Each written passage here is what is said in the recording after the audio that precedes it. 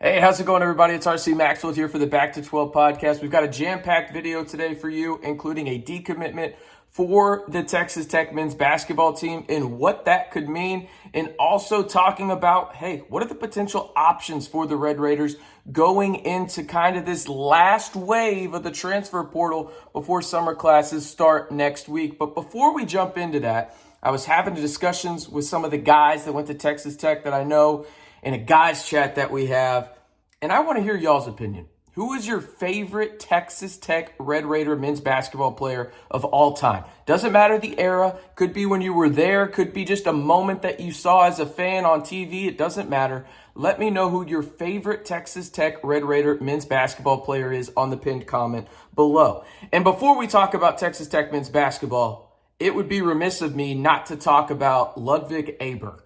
My goodness, what a phenomenal career this guy has had for Texas Tech men's golf. He has repeated as the Ben Hogan Award winner for 2023, and he did it last year in 2022. Basically, what that is the best men's golfer in the country. There's only been one other person in the history of the NCAA to do that, and you may have heard of him if you pay attention to the PGA Tour. It's Jon Rahm. Ludvig Aberg is an absolute Texas Tech legend, and he has been phenomenal in terms of exposure for Texas Tech, not only on the course, but off of it. He truly is a legend for Texas Tech, and honestly, just like the video, if you want to give a shout out to Ludvig, I mean, he has done a phenomenal job. Again, only the second golfer in NCAA history on the men's side to repeat as the Ben Hogan Award winner, and the only other one is Jon Rahm. Just a phenomenal job by him. So had to give a shout out to one of the GOATs at Texas Tech in Ludvig Aberg before we jumped into today's video. All right, let's jump into it though, as again, led off with it at the top of this video. There is a decommitment for Texas Tech men's basketball, and that is Jason Jackson. And while this was expected to some, me personally, it's just like when a commitment is announced, right? I want the kid to have that moment, right? Like, I don't want to be the one to come out and just assume things.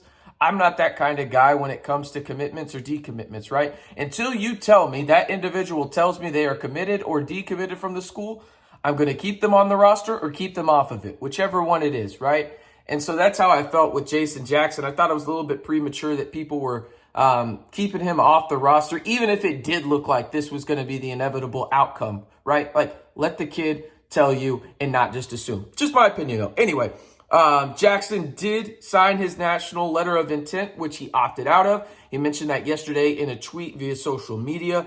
And yeah, I think he's going to land fine. But this is one of those things where you think about it, and he was kind of caught in the scrap heap when it came down to it, right? You think about it and all the changes that happened at Texas Tech when it came down to the coaches and everything. And he was committed to Texas Tech because Al Pinkins was there.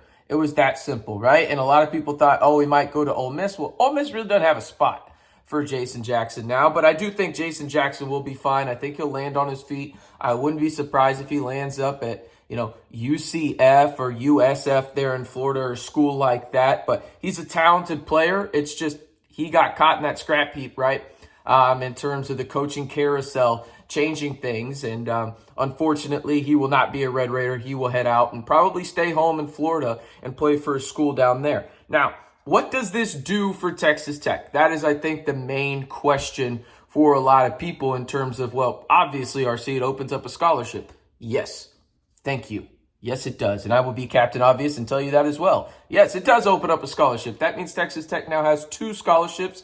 So they have 11 total scholarship players. They have 2 more available. And now what this does is in the coming days, you will see guys opting out of the NBA draft process and more grad transfers hit the portal. Now, a lot of these guys in the NBA draft process, right, they were in the portal. And so you look at this and see what's going on. Okay, Texas Tech has some options now. Where do they go in terms of getting these guys potentially from the NBA draft process or just simply grad transfers into taking visits for Texas Tech? I do think Texas Tech has a chance at landing a guy like that. Now, before you ask, I don't think it's going to be Tyron Lawrence. I just don't. I think Tyron Lawrence will withdraw from the NBA draft process. and I think he will end up back at Vandy because apparently they're throwing bags out there in Nashville. If you know what I mean, you know what I mean, right? But I do think Texas Tech is in that mix. I just think when it's all said and done, from everything I'm hearing from much more connected people and the feelings I get from what they're saying, hey, he's probably going to end up back at Vandy, which is fine. But this allows Texas Tech to go out and really pinpoint a couple of needs. What are those needs, right? That's what I want to ask you first before I give my opinion. Would you rather see Texas Tech land 2 wings or a wing and a big? Let me know down in the comments below which one you think is more important, whether that's 2 wings or a wing and a big. Let me know down in the comments. All right. Because this is how the current roster stands. Obviously, it's very simple. You take out Jason Jackson, but I want to give kind of my thoughts on it after this. You got Pop, you've got Lindsey, you've got Jennings, you got Walton, you got both of the Williams, you got both of the Washingtons, you got McMillan, you got Ylahu, and you've got Steffi, right? In my opinion, right, do I think Texas Tech would benefit from having another big? Probably. Do I think Texas Tech would benefit more from going out and trying to get 2 guys that can play outside and be wings?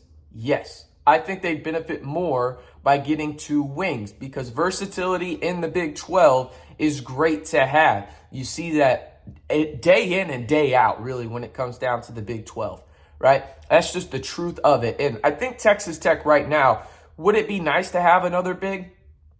Yeah, I mean, every other school in the country wants a big as well. But I think Texas Tech lacks those guys that can be versatile, at least multiple of them. I think they have a couple of them, but they need more, right, in the Big 12 to really compete at the level that Grant McCasland wants to, right?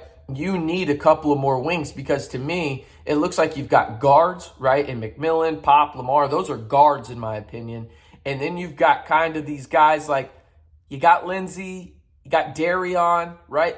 But I think you need another wing that can probably be impactful. And then if you get a true impactful wing, okay, I'd be okay with going the big. But if you ask me, I think you need to get guys in that, 6'5" to 6'8" range in terms of the wings. And let's be honest, that's not going to be easy. So I think it's going to be interesting to see what Texas Tech does in terms of filling those 2 final scholarships available for next season, because I think they can go a multitude of ways. It would really surprise me, honestly, if they go get another guard. But I think a guy like Tyron Lawrence, if that avenue did happen to change and it became an option for him to come to Tech, obviously you go get a guy like that. But I do think that when you look at it, Texas Tech is going to be focusing on wings and bigs in the portal. And personally, again, I'd probably go 2 wings, but I don't think there's a bad answer here in terms of 2 wings and 2 wings or a wing and a big, whatever it may be, right? I don't think there's bad options or a bad outcome there as long as those are the avenues that Texas Tech does indeed go. All right, one more time, like the video to show Ludvig Aberg some support, and then I got to recap all the way back to the beginning of the video and ask you one more time. Who is your favorite Texas Tech men's basketball player of all time? Doesn't have to be on this roster. Doesn't even have to be from 2 years ago. It could be when you were at school, when your daughter, your son was at school, whatever it may be. Doesn't matter. Let me know who your favorite Texas Tech men's basketball player is of all time. I am RC Maxfield reminding you, if you want the latest breaking news and rumors when it comes to Texas Tech men's basketball all year long, you know what to do. Join the fastest growing community of Texas Tech fans right here on YouTube and hit that subscribe button to stay in the know right here on the Back to 12 podcast channel.